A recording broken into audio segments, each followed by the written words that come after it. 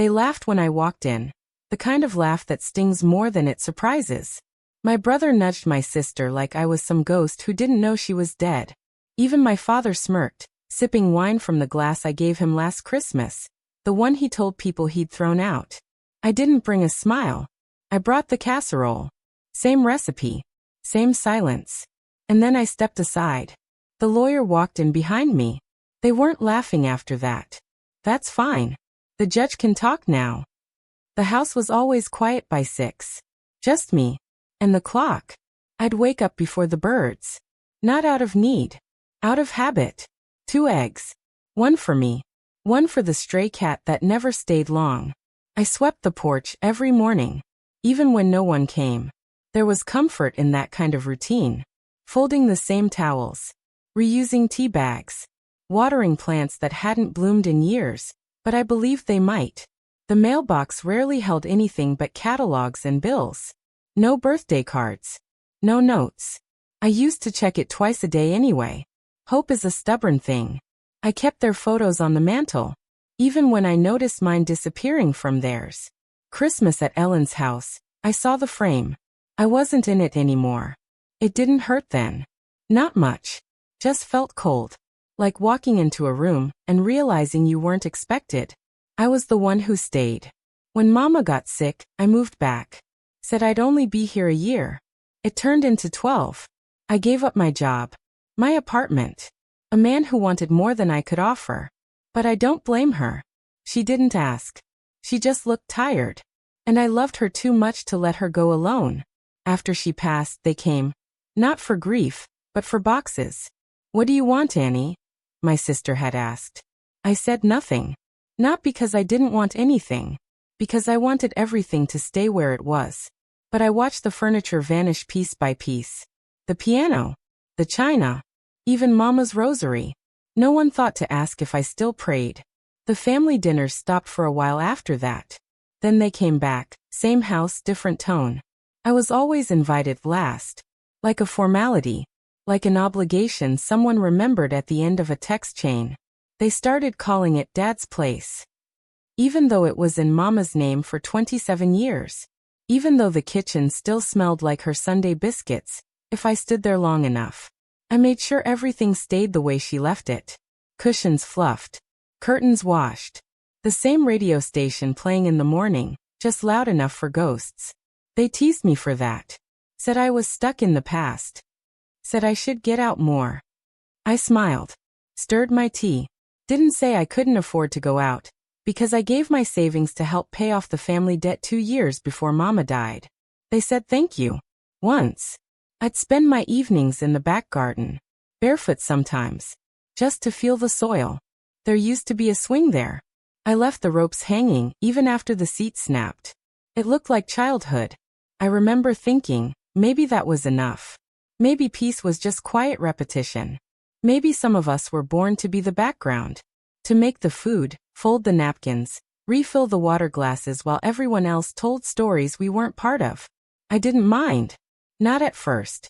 But one night, after another dinner where no one touched the casserole, I came home and stood in the hallway.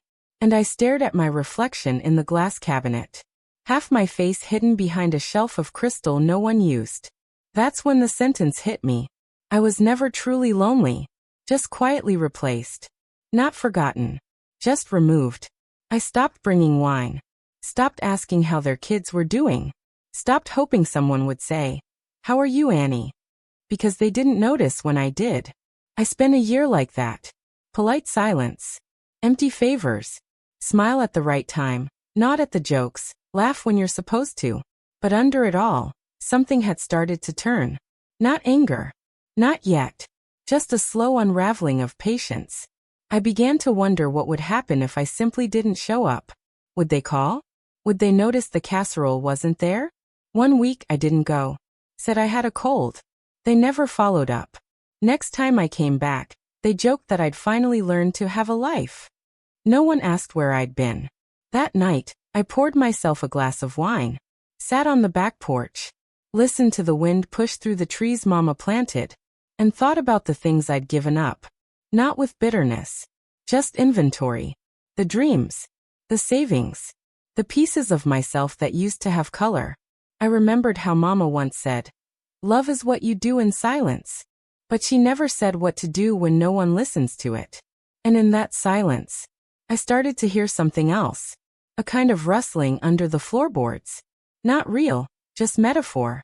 Like something buried deep was beginning to shift, uncoil. And I knew. Peace wasn't what I had. It was just the pause before something I hadn't yet named. But it was coming. And it was loud in my bones. It started with a box. Not a big one. Just dusty. Wedged between the attic insulation and an old suitcase full of Mama's Sunday hats. I wasn't looking for anything. Just clearing out space to finally donate what I kept saying I'd let go of. But I saw the edge, Manila, frayed, labeled in my father's handwriting. Farm title, 1993. My breath caught. Because 1993 was the year Mama had put the land in both our names. Said it was for security. Whatever happens, Annie, you'll always have something solid. I opened the folder. Inside a new title. Signed. Stamped. Refiled. 2017. Her name gone. Mine gone. Just his. I stood up too fast. Felt the air get thin. The dust swirled, and the light through the attic slats made everything look like it was burning. I read it again. 3 times. Checked the notary. Recognized the name, Cousin Danny. The one who stopped returning my calls. I sat down on the attic step. Feet on the wooden floor. Folder in my lap. There was no anger yet. Just stillness. Sharp. Like holding your breath while your ears ring. I turned the last page and found a slip of paper tucked behind the flap. Familiar handwriting. The note I'd written Daddy the day after Mama died. Thank you for letting me stay here. I know it's hard with all of us grieving. I just want you to know I'll take care of everything. Just like Mama would've. Love you. Annie. He never opened it. It was still sealed. Still folded. Tucked away like trash someone couldn't quite throw out. I closed the folder. Ran my fingers over the edge. The attic groaned. Or maybe I did. There wasn't a sound in the house. But everything inside me was screaming. I walked down the stairs slower than I'd gone up. Careful. Each step like a decision. I set the folder on the kitchen counter. Poured a glass of water, with shaking hands. Didn't drink it. I stared at the phone. I could have called Ellen. Or my brother. Could have asked them when this happened. Why I wasn't told. But I already knew what they'd say. It was just easier this way. You weren't using it. Dad said it was best. I stood there. Still. Then for some reason, I opened the drawer by the sink. Pulled out the old measuring spoon Mama used for her cobbler. The one she said never failed her. I held it in my palm. Waited. Real. Then I put it back. The cat brushed against my leg. I didn't notice until she meowed. I knelt down. Let her crawl into my lap. She looked up at me like something in the world had changed. It had. Quietly. But completely. Because it wasn't just that they removed my name. It was that they'd already decided I didn't matter. Years ago. In silence. With a signature. And no one thought I'd find out. No one thought I'd look. That's the part that dug deep. It wasn't just betrayal. It was the belief that I was too small to notice. I looked around the kitchen. Every drawer, every photo, every cup in the cupboard. I had kept this house alive. Fixed the pipes. Painted the porch. Paid the taxes once when Daddy forgot and Ellen was traveling. And they signed me out of it like I was never there. Like I was a squatter in my own mother's home. That night, I didn't sleep. I lay in bed, eyes open, hands on my stomach. The folder on the nightstand. I stared at the ceiling and tried to remember the last time any of them had said thank you. Tried to remember if they'd ever said, "We couldn't have done it without you." They hadn't. Not once. I thought about the garden. How I'd kept it blooming 2 summers past when the drought nearly killed it. How I watered it from buckets. How my brother called it a waste of time when he came by to pick up tools he never returned. I thought about the casserole dish. Still in the garage. Still wrapped in foil from the last dinner. I went out and got it. Unwrapped it. The food was spoiled. Mold at the edges. I sat on the floor next to the washing machine and cried. Not the loud kind. Just the slow leaking kind. The kind where your chest doesn't rise, and your hands tremble like leaves. And in that moment, everything I'd excused, every laugh I'd swallowed, every slight I'd forgiven, every time I'd said, "It's fine," began to thread itself into something stronger. Not rage. Not revenge. Just resolve. I wiped my face. Stood up. Took the deed folder. Took the thank you note. Took the moldy dish. And placed all three on the kitchen table. I stared at them like puzzle pieces. Pieces of a story I hadn't been allowed to write. But I would now. And they wouldn't see it coming. Because they never looked at me long enough to know I could burn everything down without striking a single match. It didn't start with the deed. It started long before that. With little things. Small slights. Easy to explain away. Like the time they forgot my birthday. Not one text. Not one call. I told myself they were busy. That maybe Ellen was on a flight. Maybe David had meetings. But that year, I still baked my own cake. Chocolate with coffee icing, Mama's recipe. No one came. Or the time I offered to host Christmas. I scrubbed the house top to bottom. Put up Mama's old ornaments. Lit the cinnamon candles. They showed up late, didn't take off their coats, said they were just stopping by before heading to Ellen's. I nodded, said I understood. Even smiled when David said, "We didn't think you'd mind. You always like things quiet." I did. But not like that. I kept telling myself it wasn't personal. When Ellen redecorated Daddy's living room without asking me, painted over the wall I'd spent 2 days hand sponging with Mama, I told myself, she just has a stronger sense of style. When David took Mama's ring for his daughter's graduation gift, and didn't even mention it to me, I told myself, he probably assumed I wouldn't wear it. When they posted family photos online, cropped me out, tagged each other with words like legacy, bond, blood, I told myself, maybe they didn't mean it like that. But the story was always the same. I was there, until I wasn't. I was useful, until I wasn't needed. I was family, until they had a better version to show the world. One night, about a year before the deed discovery, Ellen had a dinner at her house. Big catered. Candlelight and cloth napkins. I helped set the table. Put out the wine. Refold the napkins when she said they looked too homemade. Halfway through the evening, a guest asked how many siblings there were. David said, "Just the two of us." Ellen didn't correct him. I waited for it. Even leaned in a little. Nothing. I was sitting right there. Later that night, I asked her, gently, if she heard what he said. She laughed. "Oh, Annie, it's just a figure of speech." Figure of speech. I nodded. Even laughed along. It was easier than looking at the bruise that kind of comment leaves. But I remembered. There were other small things, too. Like the Christmas gifts. Always practical. Oven mitts. A used blender. Once a re-gifted scarf with the tag still on from someone else. I smiled. Said thank you. Like the time Daddy introduced me to a neighbor as the one who never left. Then chuckled. The neighbor didn't laugh. Just looked at me with something like pity. I shrugged it off. Even when Ellen corrected the pastor at Mama's funeral. Said she was the one who managed everything. I stayed quiet. Even though I bathed Mama's body the night before. Even though I combed her hair, wrapped her hands in the rosary she used when the pain got too loud. I told myself none of it mattered. That peace was better than pride. That maybe silence was strength. But it started to add up. Scene after scene. Like stitches coming loose on a garment you've worn too long. There was a dinner not long after Mama's anniversary. I brought her favorite wine. The one we used to share on Fridays after her treatments. Ellen took one look at the label and said, "Oh, we've moved on from that cheap stuff." Moved on. I left the bottle anyway. Didn't open it. Just placed it beside the vase of lilies and took my seat. That night, I noticed something else. They served everything in new dishes. Even the casserole I brought was scraped into a fancy bowl before anyone saw the original. My old glass pan was left by the sink, still warm, still mine. No one said thank you. No one asked for the recipe. After dinner, I stayed to clean up.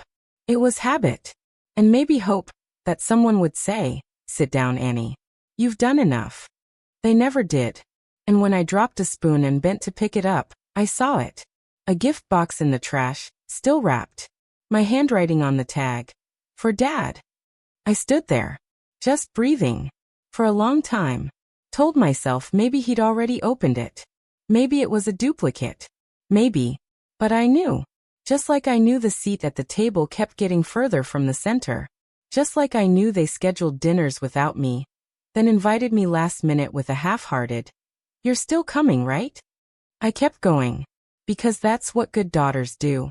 That's what people like me are trained to do. Show up. Smile. Carry the weight. Leave empty-handed. And still say thank you on the way out. But the truth is, those little hurts? They weren't little. They were paper cuts in the same place. Over and over. Until you stop bleeding because there's nothing left. I started to see it clearly after the deed. But the roots were planted years before. In every skipped thank you. Every regifted scarf. Every laugh that left me out of the story. I used to tell myself, they don't mean to hurt you. But then I realized, that didn't matter. What mattered was they did. And I let them. It didn't break like glass. It broke like fabric. Pulled too tight for too long. Thread by thread. Until one day, it just gave out. It was a Tuesday. Raining hard. The kind of day Mama used to call soup weather. I had made her tomato and basil recipe.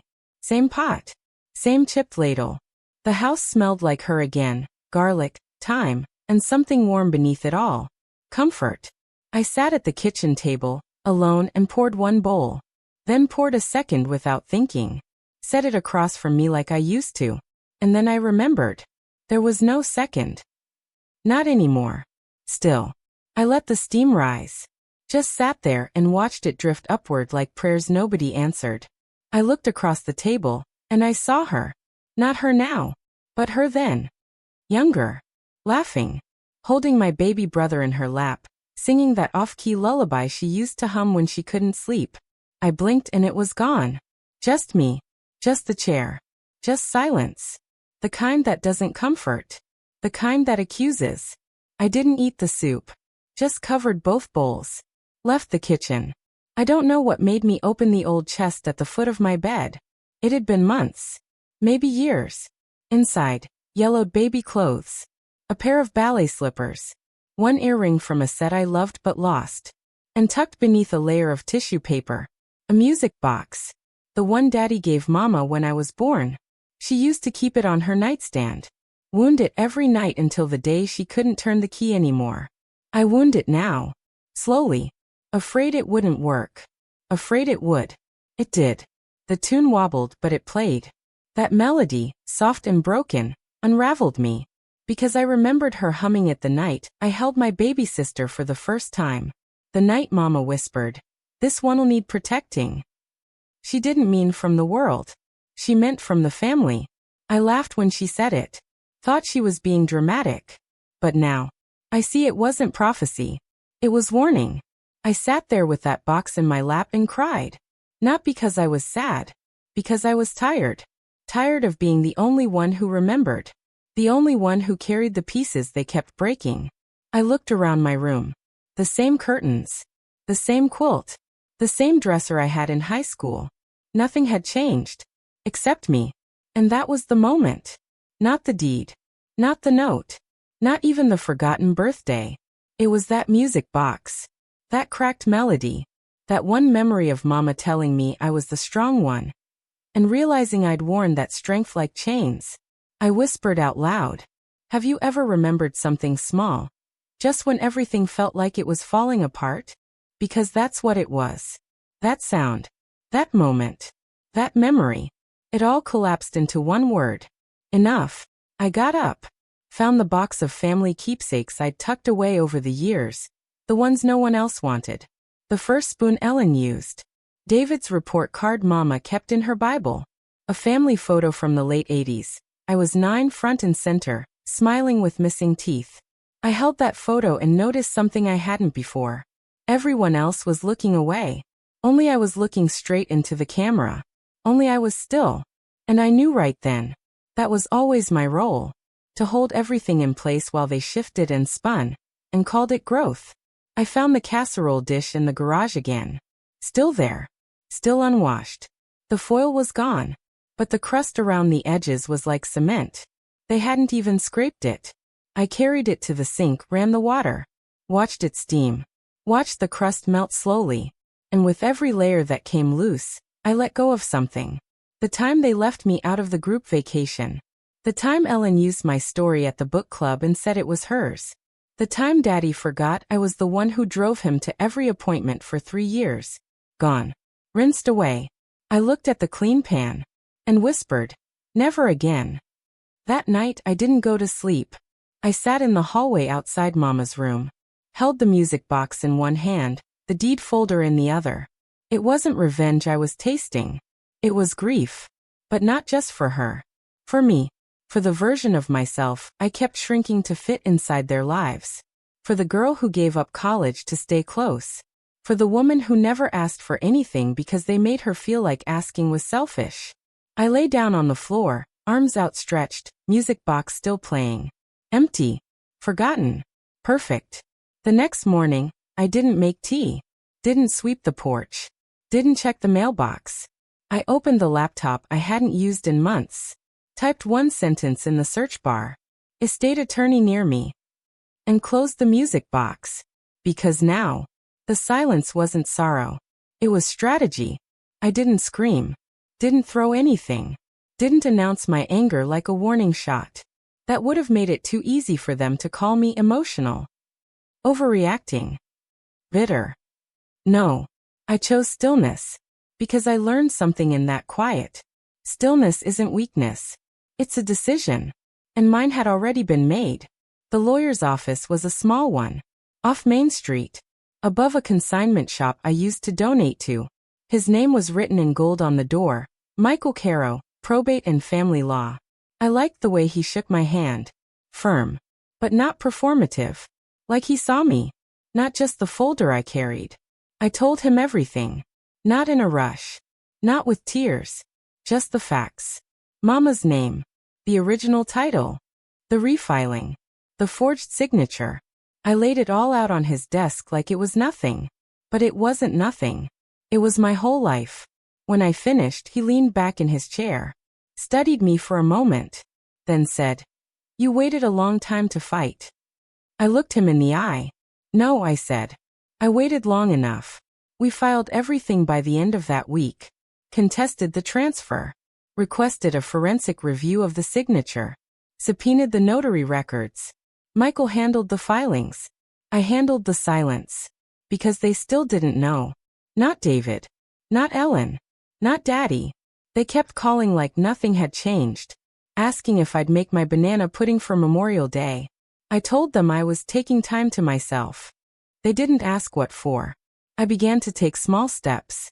Meaningful ones. I closed the old joint account I still had access to. The one they forgot I was on after Mama passed. Left $12.17 in it. Let the rest breathe in a new account under my name alone. I went to the courthouse and requested a title history on the property. Had them print every record. Highlight every change. Initials. Dates. Stamp trails. I learned how to read legal documents the way Mama taught me to read people. Look for the part that doesn't belong. And then came the moment I had waited for. The silent one. I parked in front of the house I'd lived in since I was 21. Walked up the porch. Keys in hand. I didn't knock. I walked inside like I always had. Because technically it was still my address. Still my shadow on the mailbox. Daddy wasn't home. But his coat was on the hook. His mug was in the sink. I moved through the house like memory. Like breath. In the hallway, I passed the photo collage. The one Ellen made after Mama died. 12 frames. 11 faces. My square was blank. I didn't pause. I walked straight into the office. Opened the drawer beneath the printer. Found the file box labeled deeds, titles, wills. Removed my name from it. Not literally. Not like they did. I just took the folder that belonged to me. The original copy Mama filed. With both our names. Her careful script. Her hope in ink. And then I left something else behind. A single sheet of paper. Printed from the courthouse. Stamped. Verified. Certified. The date the property was originally gifted to me in part. With a sticky note attached. You forgot this. I didn't slam the door. I just closed it. Finally. That night, I stood in front of the mailbox. The one with the family name stenciled in gold. I peeled the vinyl letters off. One by one. Left the glue residue there. So they'd have to see what had been removed. What had been erased. Then I walked back inside. Poured a glass of sweet tea. Sat on the porch. The air smelled different. Like something had opened. The next morning, I visited Mama's garden. Kneeled in the soil. Cut away the dead stalks. Pulled the weeds that had been left too long. Planted something new. Rosemary. For remembrance. Lavender. For peace. The roots would take time. But they would hold. Later that week, Ellen called. Left a voicemail. Hey, we saw something weird in the mail from the county office. Some notice about the title being disputed? Did you do something? I didn't answer. I played the message once. Then again. Then deleted it. There's a power in choosing not to respond. Not out of pride, but out of freedom. Because they spent years talking over me. Forgetting me. Undermining me. Now they'd have to sit in the silence I once filled for them. I went back to Michael's office the following Monday. Signed the affidavit. Reviewed the timeline. At the end, he asked if I wanted to send them a letter before court. A chance to settle privately. I said no. Let the judge see it. Let them all sit in the same room where the paper would be read aloud. Let them hear the truth with no place left to hide. That night, I returned home. Took down the old family photo from the hallway.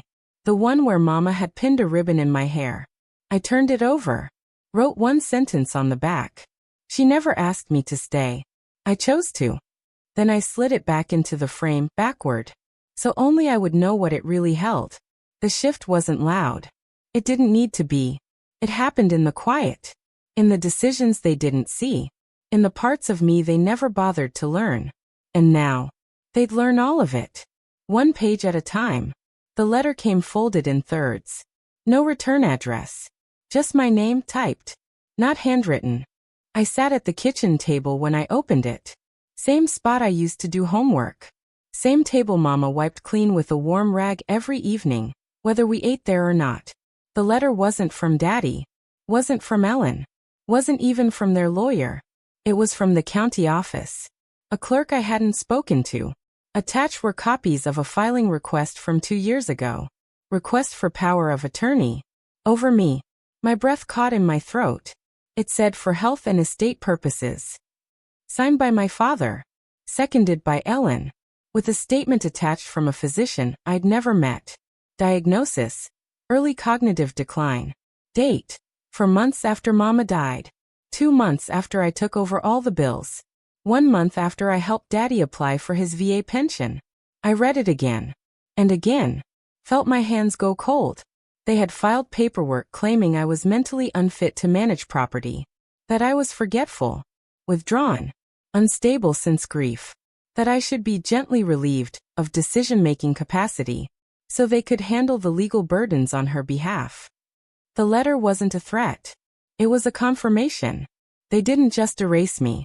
They institutionalized me, on paper. Quietly. Cleanly. I sat there and laughed. Not out of humor.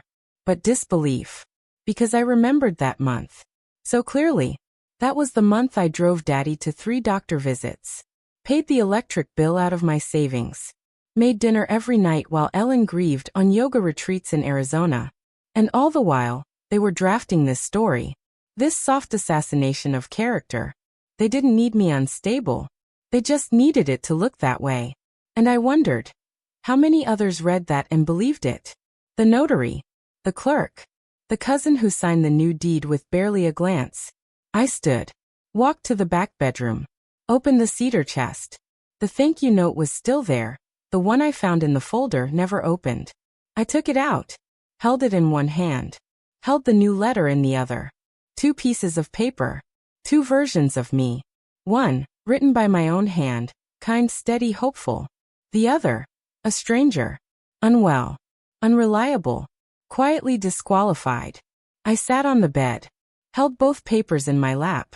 And for the first time since all this began, I let myself feel it. Not just anger. Not just betrayal. Grief. Because the ones I had given everything to, every spare dollar, every quiet meal, every Sunday morning, hadn't just pushed me out. They rewrote me, turned me into the family ghost. I opened the drawer of Mama's nightstand, tucked the physician's letter inside, then reached for the old envelope I'd always ignored. It was soft, worn, unmarked. Inside Mama's will. Not the filed copy, the draft. Her handwriting. Blue ink. No legal language, just her words. If something happens to me, Annie should have the house. She knows the bones of it. She understands the quiet.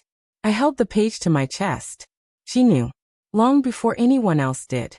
She knew who would stay. And who would come back only when the lights were on and the papers were dry. I carried that draft back to the kitchen. Placed it beside the official court document. Let the contradictions sit. One told the truth. The other told the story they needed. I poured a glass of water. Didn't drink it. Just let the weight of the silence settle around me. Outside, the wind had picked up. The garden rustled. Dirt shifting beneath the new rosemary. I looked over at the drawer where I'd placed the deed. The one with my name erased. And I knew what I had to do. The next morning, I went back to Michael. Told him everything. He listened slowly. Didn't take notes at first. Just let me speak. When I finished, he pulled out his calendar. Marked a court date in pen. Then said something I didn't expect. They'll settle. But I hope they don't. Some things need to be seen in daylight. I left the office and walked to the old church Mama loved. The one with the crooked bell. I wasn't there to pray.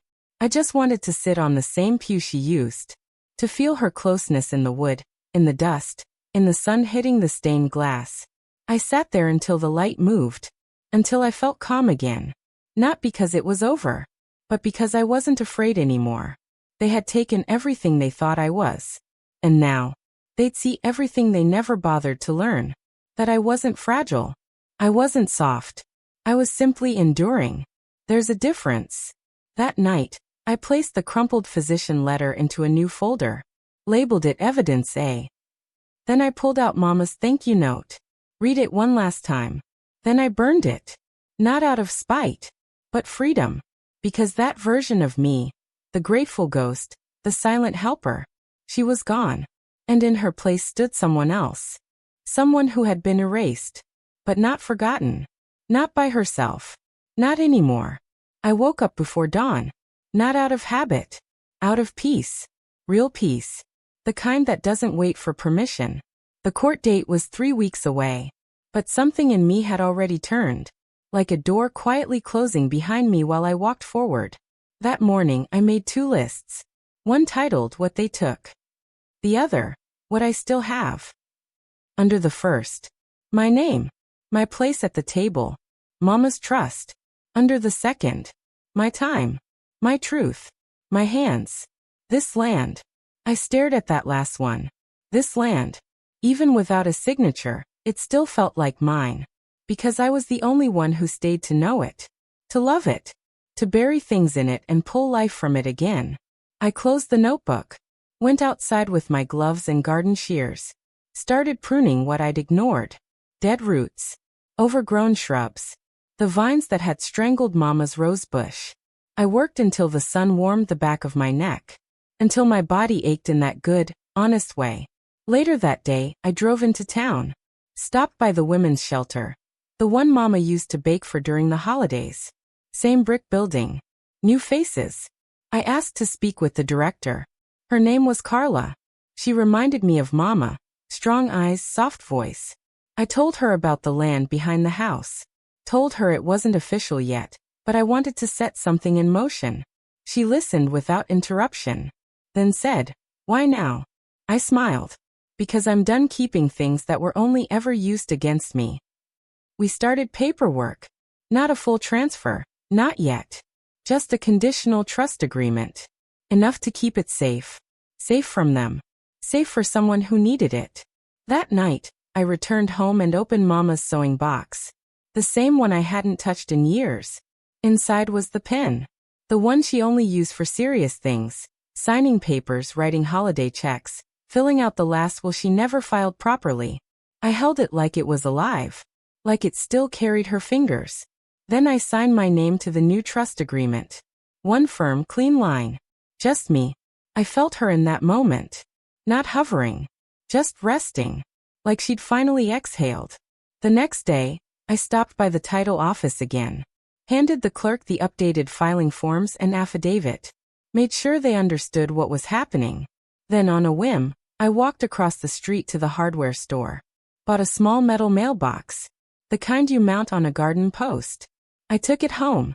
Painted it the color Mama loved, robin's egg blue. Stamped my name on the side. Annie Mayfield. No family name. Just mine. Then I staked it into the soil near the rosemary bush. The ground was soft from the morning's rain. It slid in easily. I stepped back. Looked at it. It didn't need to mean anything. But it did. A name claimed in daylight. Later that week, Ellen called again. Said Daddy was asking questions. Said David was upset. Her voice trembled at the edges. Not panic, but uncertainty. Like she wasn't sure how much I knew. Or how much I'd already done.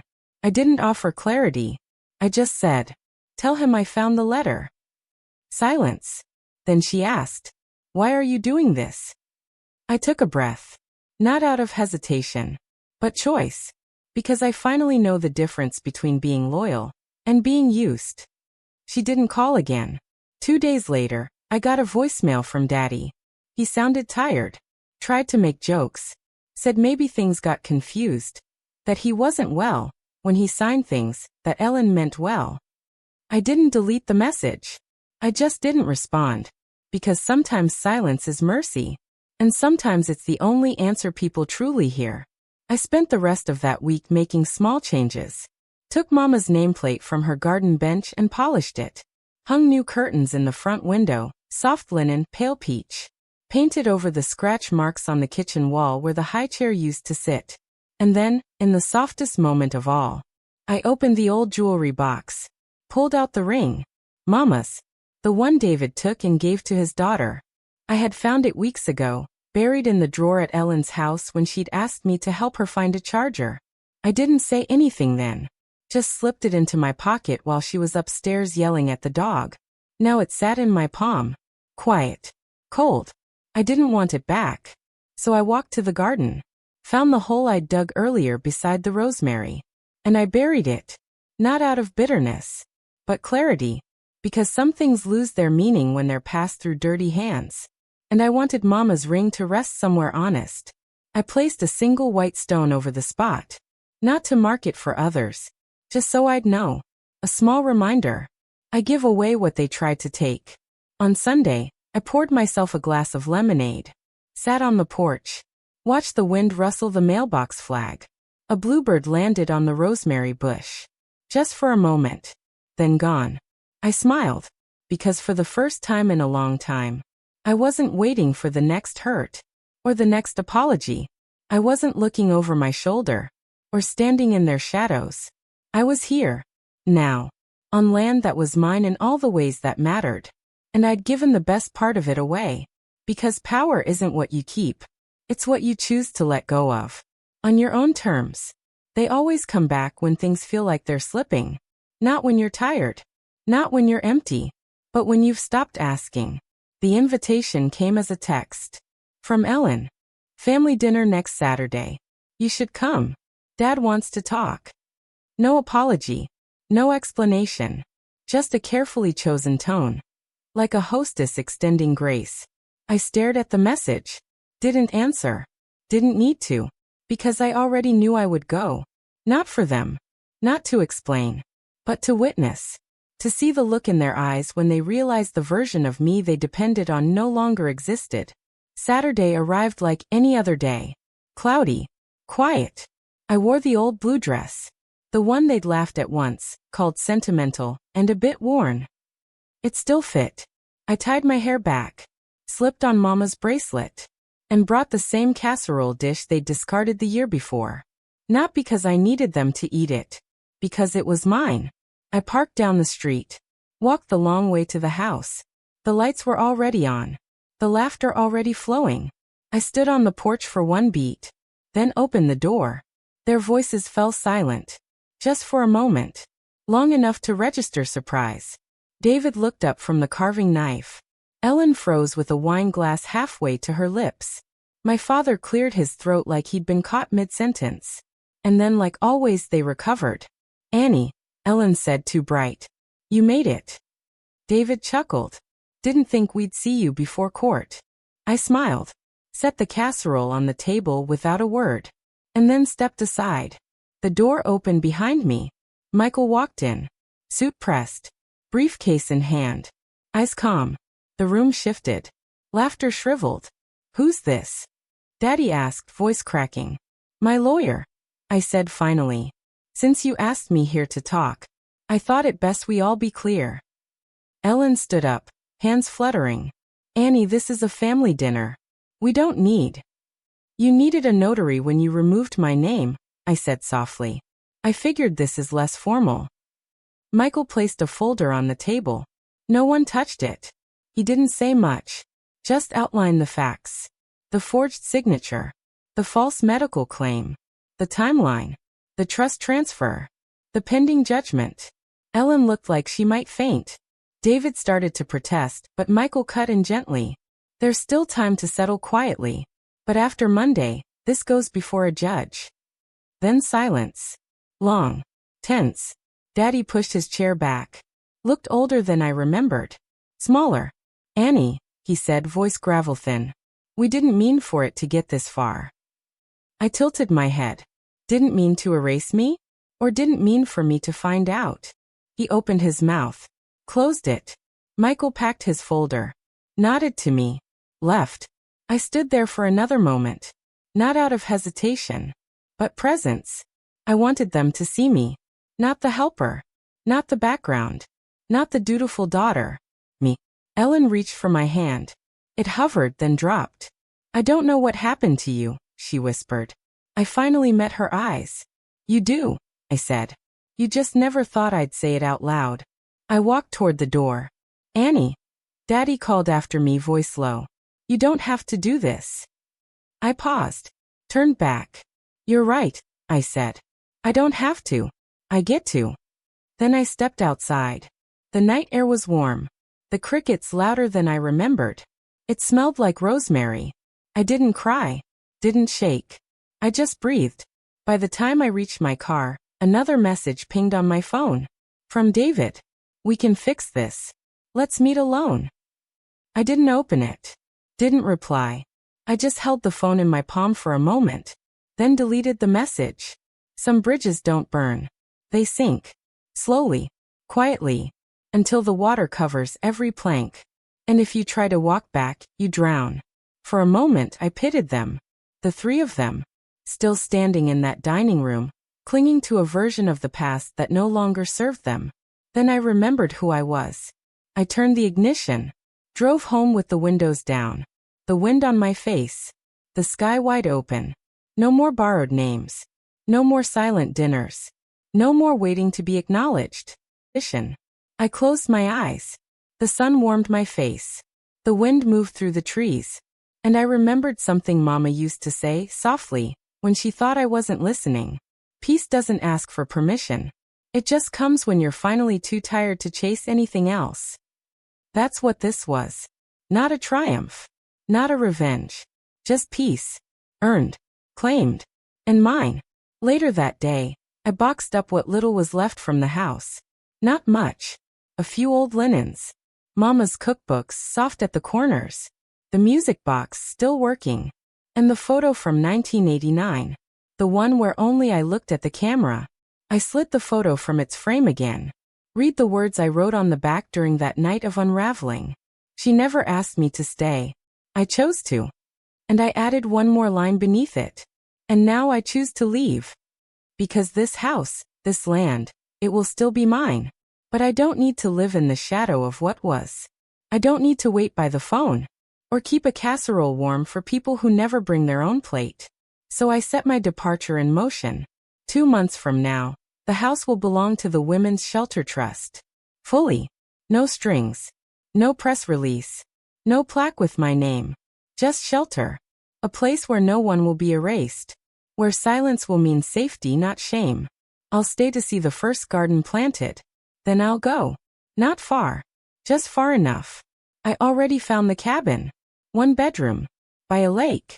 No streetlights, no mailbox, no family within 100 miles. Just trees. And water. And room. Before I leave, I'll do one more thing. I take the key, the one they all forgot I had, the original, to the back porch. And I walk to the river behind the property. I hold it in my hand for a long time. It's heavy. Familiar. Cold. The same key I once gave to Ellen when Mama got sick. The same one she gave back with a laugh and said, "We've all got our own now." But I never stopped holding it. Even when they pushed me out. Even when I had no door left to open. Now it opens nothing. And that's the freedom. I hold it up to the sky. Then drop it into the water. It disappears without a sound. No splash. No drama. Just gone. And I whisper to no one. The key I never gave became the one that freed me. I walk home lighter. That night, I leave the porch light off. I sleep with the windows open. No locks. No fear. Just wind. And crickets. And a house that finally feels like a body exhaling. In the morning, I drink my tea slowly. Look out at the garden. Watch the rosemary bend gently to the breeze. No one calls. No one comes. And that's not sadness anymore. It's space. It's grace. I sit in the iron chair again. This time barefoot. This time, laughing a little. Because somewhere in the distance, I know Ellen is explaining the court ruling to someone. Trying to reframe the story. Trying to keep her dignity intact. Let her. Let them all say what they need to say. I'm not part of their version anymore. And the funny thing is, I never needed to be. Because I was never the echo. I was the voice they tried to silence. Now the silence is mine. And it's loud with freedom.